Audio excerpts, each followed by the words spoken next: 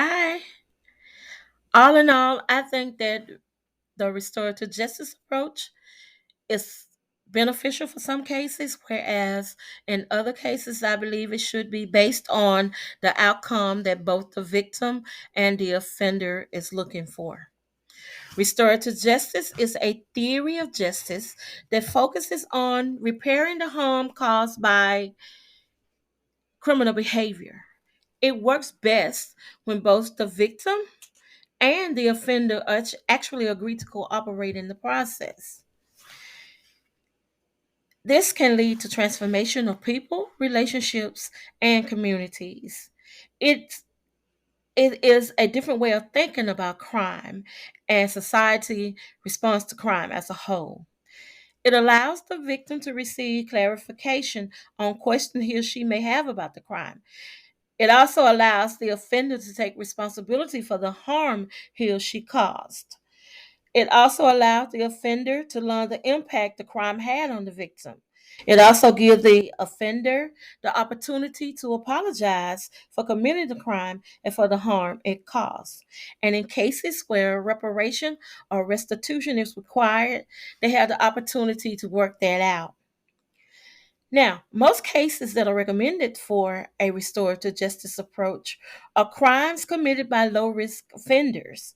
However, any case can be referred for restorative justice as long as both parties agrees. My article is entitled Military Sexual Assault Victim Say the System is Broken. It is the story of two women whose lives and careers in the military were destroyed after they made allegations. It all started with the death and alleged sexual harassment of Fort Hood soldier Vanessa Gillian. This crime prompted widespread calls for both justice and change.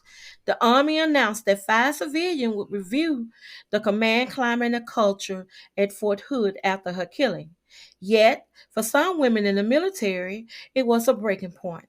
Sexual harassment and assault in the military has been at the forefront of discussion for years as the military tries to address the problems and make it easier and safer for victims to report crimes. The first victim in the article is Kayla Kite. She was the first lieutenant in the 322nd Civilian Affairs Brigade. Kite alleges that she was sexually assaulted as a new U.S. Army nurse at Joint Base Lewis McChord.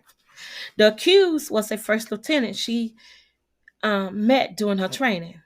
The incident took place while she was driving him home one night because he was drunk after an evening out. When she pulled up to his home, she said he tried to kiss her, allegedly telling her, "You know you want it." After Kite said she turned her head and told him she was not interested, he began to touch her breasts, pulling one out and fondling her. She said after about 30 seconds of him assaulting her, she managed to put him in a chokehold and kicked him out of the car. After reporting the alleged assault, Kite said she was transferred multiple times, and each time that she was transferred, she had to start her career as a nurse over. Not only that, her case was dropped, and she did not receive support for the trauma that she had experienced. The offender was never charged because he was discharged from the Army because of a DUI. The second victim in the article is Sasha Georgiades, who was a petty officer in the Navy. She was sexually assaulted by someone whom she considered a friend. The assault happened one night while in port and stationed at Pearl Harbor when she was turning home from a night out to her personal barracks. She woke to find a friend of hers had entered her room and had his hand in between her legs and his mouth on her nipple.